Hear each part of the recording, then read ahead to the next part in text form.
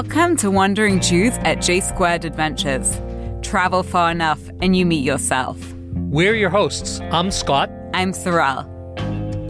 Most of us speak a little Yiddish without even realizing it. Words like chutzpah, audacity. klutz, clumsy. I'm familiar with that one. Schlep, a drag, a difficult journey.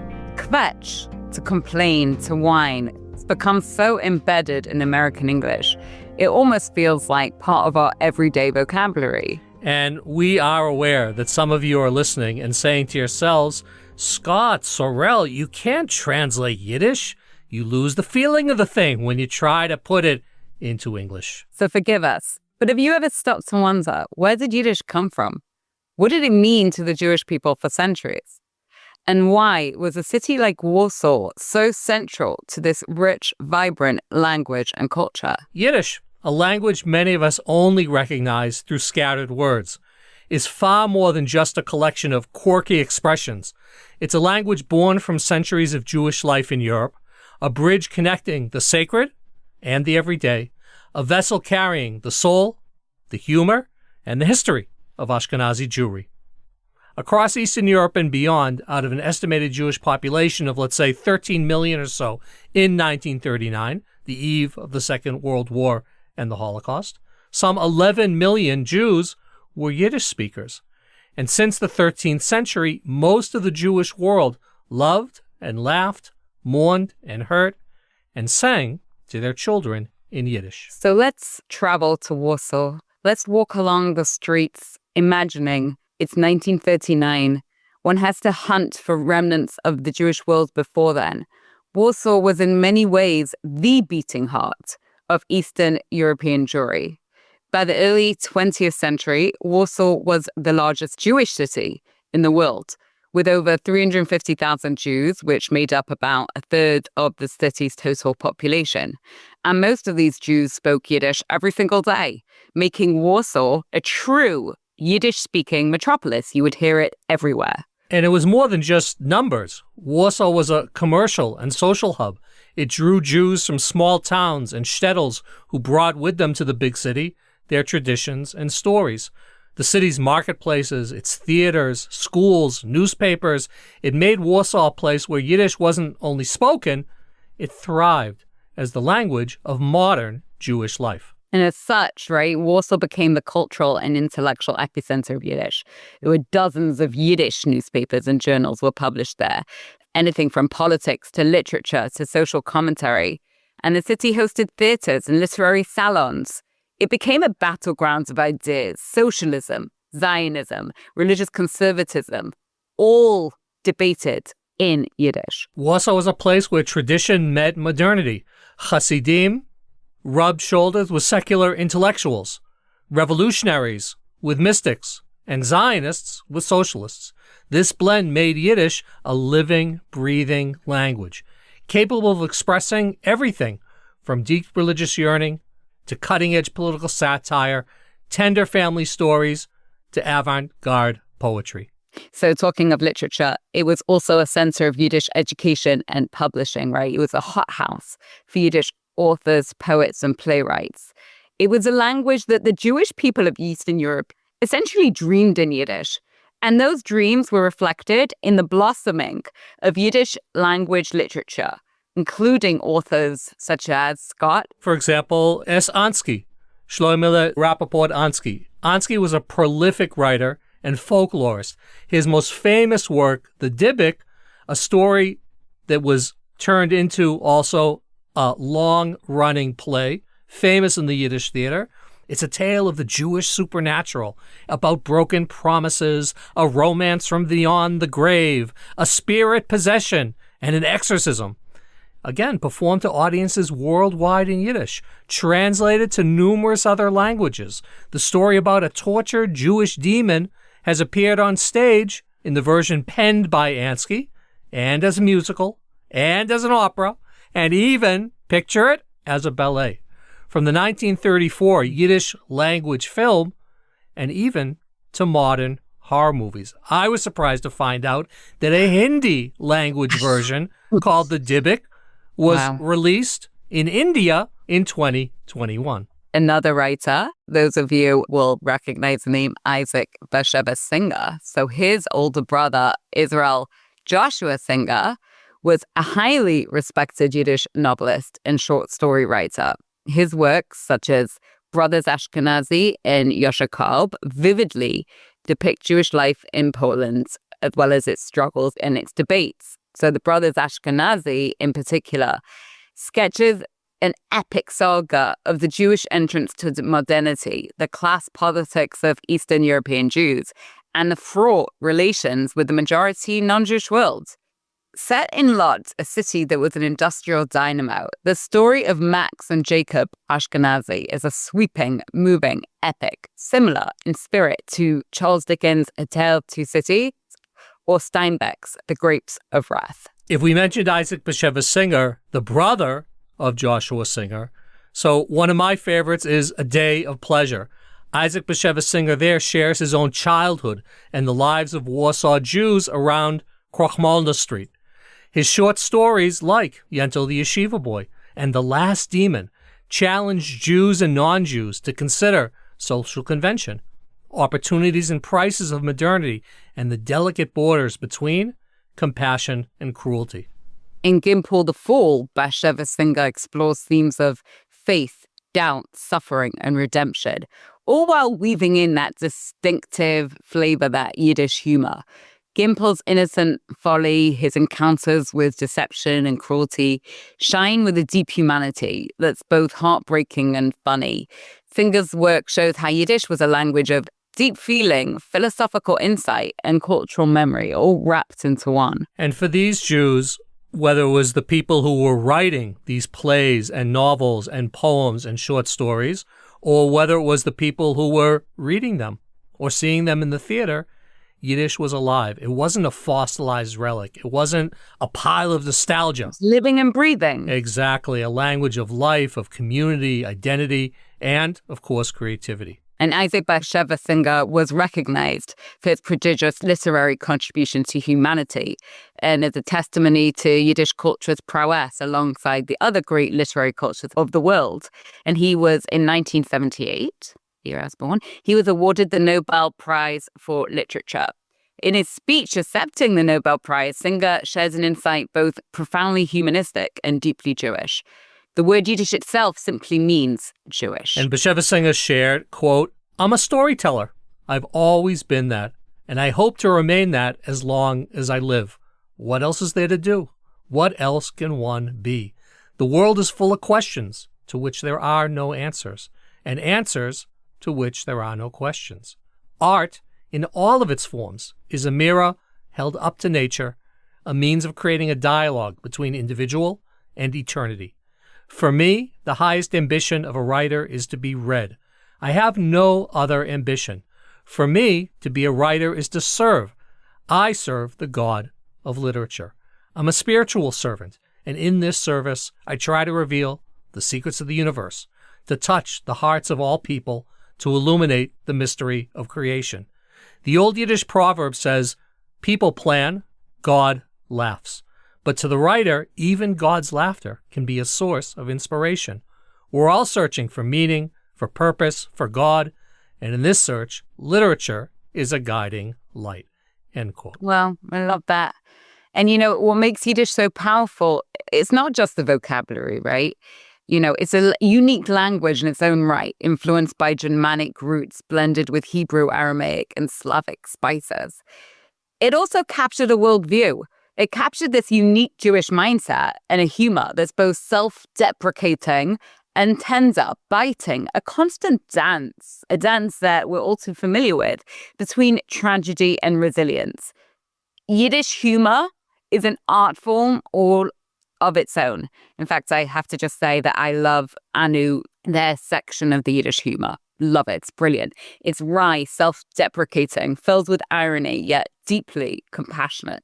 It's a kind of humor that can laugh at oneself, laugh at life's absurdities, even in the darkest times. This humor has evolved along with us, right, over centuries of hardship and exile, and it's become a coping mechanism to cope with pain and celebrate survival. So you mentioned the exhibition at Anu at the Museum of the Jewish People in Tel Aviv Yeah. about Jewish humor. And obviously one of the claims maybe made by the exhibit and that people make in general is that even after American Jews abandoned Yiddish as their Mama Lashon, as their mother tongue, there were Yiddish influences that continued to impact and influence American humor by Jews and in general. Carl Reiner, Mel Brooks, Joanne Rivers, and all the way to Larry David and Jerry Seinfeld and Sarah Silverman. It wasn't only about the Yiddish accent of Mel Brooks and the 2,000-year-old man. It was about people who continued to see themselves as outsiders, insiders. They were able to point with a bit of a wink at the norms, at the assumption, the prejudices that are all around us. Yeah, I love that. And while they may have abandoned Yiddish, American Jews, Yiddish never abandoned them, right? It was very much seeped into their mindset and worldview. So, we're talking about Yiddish as this cultural centerpiece, and it was a language of the shtetl, the marketplace, right? You'd see people negotiating, haggling over vegetables. They were doing so in Yiddish. It was the language used inside the home. And then when we zoom out, it was also very much used in the theater in a literary context. And it was where Jewish culture flourished for centuries, shaping traditions, humor, literature, music, and religious life. And it was a language that was deeply accessible to the common people, unlike Hebrew, which, was more relegated for prayer and scholarship. And Yiddish stories were told not just as entertainment, but as vehicles of identity, of survival. Yiddish and its stories preserved the joys and the sorrows of a people that was really spread all across Europe, allowing them to stay connected despite persecution and displacement. And then there's a great silence. Then came the Holocaust, the Shoah, the devastation of the Jewish communities of Eastern Europe, wiping out millions of Yiddish speakers, crushing vibrant cultural centers like Warsaw. It went from being the language that we described of millions to a language on the very edge of extinction. In Warsaw today, and in Kovno and Białystok, and in every place where a small Jewish village gathers at a wooden synagogue, you'd never know that the streets once rung with Yiddish. And even before the Holocaust, before the Shoah, at the end of the 19th and the beginnings of the 20th century, Yiddish immigrated to the West, mainly, of course, to America, and to British Mandate Palestine and the early state of Israel. English and Hebrew became dominant. Yiddish was often seen as the language of the past, a symbol of a world destroyed. It was something to be embarrassed of. Its usage declined sharply, but it never completely disappeared. Children of Yiddish speakers, hoping to become American or Israeli, were often embarrassed by their Yiddish-speaking parents. You can even see it today in Israel, immigrant children, parents speaking to them, maybe less in English, but in Amharic or in Russian. And kids will a bit wince on that bus. Abba, Ima, let's talk Hebrew. Oh, my kids have completely perfected the art of wincing. It comes with being a parent. It takes time getting used to. But here was part of a much larger cultural picture about what was acceptable, what was considered Jewish, and about certain dreams of who the Jews wanted to be as they left Eastern Europe, arrived in America, and arrived in what became the State of Israel. The dream was really to become, in both places, the child of a new world and leave the old world of parents and grandparents behind. So where does that leave us today? Yiddish may seem like a historic artifact belonging to the past to some, but Yiddish actually does continue to live on in the peripheries of the Jewish world, in literature, theater, music, and in pockets of communities worldwide. In Haredi, ultra-Orthodox neighborhoods like Brooklyn's Crown Heights or Jerusalem's Meir Sharim, children can still be heard playing street games in Yiddish and parents calling them home from the windows. Writers, musicians, and scholars are currently reviving and reimagining Yiddish. Students of all ages attend Yiddish courses, right? From New York to Oxford University to Berlin to Warsaw, and closer to home for us, to Tel Aviv. And it's these activities that protect and cultivate the memory and practice of Yiddish, not just the mindset that lives on with us, inside us, whether consciously or not. The next time that you use a Yiddish word, nudnik, a mensch, remember you're touching a vast, vibrant world. You're connecting with centuries of Jewish life, humor, hardship, creativity, and resilience. Yiddish is so much more than just a language. It's a mirror reflecting the soul of Ashkenazi Jewry, a language that laughed through tears, dreamed through exile, and waits for its grandchildren to return home. Check out some of the authors and the literature that we mentioned during the podcast. Regardless if you know Yiddish or not, visiting with the Singer brothers, with Ansky, with Shalom Aleichem, with Yud Lamed Peretz, and they're just the tip of a vast Yiddish cultural iceberg. It offers an opportunity to visit a Jewish world that, although it's gone forever, it's so rich and relevant and rewarding.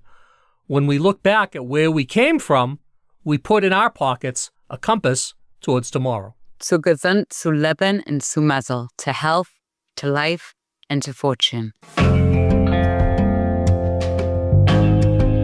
And now, something for the road. A tip, a recommendation to help you make every journey your own. Well, I'm Sab. I'm the CPO, the Chief Product Officer of J Squared Adventures. I work on a daily basis on all the different programs that we produce in Israel, worldwide. And I'm also in charge of worldwide operations to make sure that your next journey to Morocco or to Argentina is going smoothly. And of course, it's not me personally. We have an amazing team in Prague and Israel that take care of that. A little bit about myself. I grew up in the Netherlands. And actually, when Scott asked me to do something about a book, this book just connected with me because I actually grew up with a lot of Yiddish around me, because Yiddish is still very much used, the slang is still very much used in the Jewish community, both Reform, Liberal, Orthodox. They all use a little bit of Yiddish. And, things like, Good Shabbos, even if you go to a liberal shul.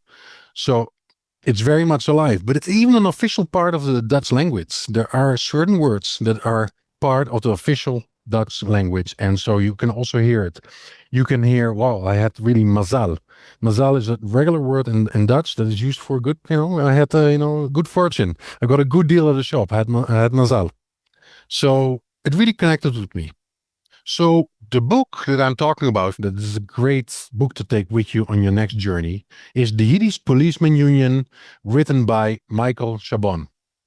And he's a well-known American Jewish writer that got international prizes. And this book actually just, I connected with it because, first of all, the name, Yiddish Policeman Union. And I was like, is this in Yiddish? No, it's not in Yiddish, don't worry. Although there is a lot of Yiddish slang in it, that if you grew up with Yiddish grandparents, probably you recognize a lot of it when they were trying to talk about you without you understanding it. And you're probably familiar with this slang. But if not, in the back of the book, there is a full slang list, because some of the slang is actually made up. It's actually Yiddish from Sitka, Alaska, that doesn't exist.